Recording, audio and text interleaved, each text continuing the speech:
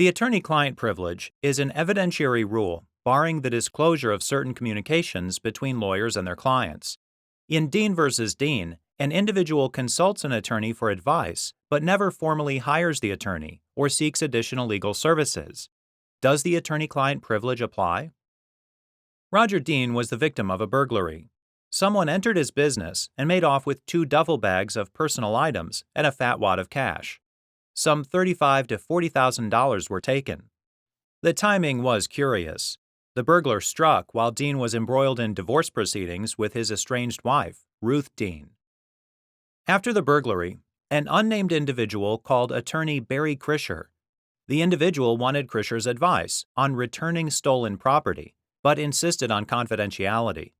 Krischer confirmed that the individual knew he was an attorney and was seeking legal advice.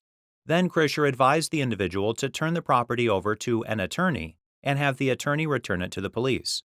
Later, the individual delivered the duffel bags to Krischer's office. The cash wasn't with the bags. Krischer turned the property over to police, which ended his involvement. Krischer didn't formally enroll the individual as a client, receive a fee, or render any other services.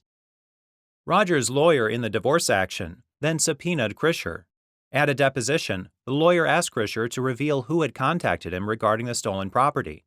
Krischer refused to identify the individual, citing the attorney-client privilege.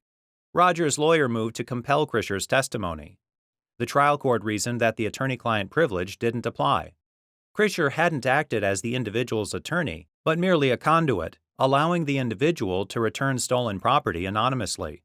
The trial court granted the motion to compel testimony.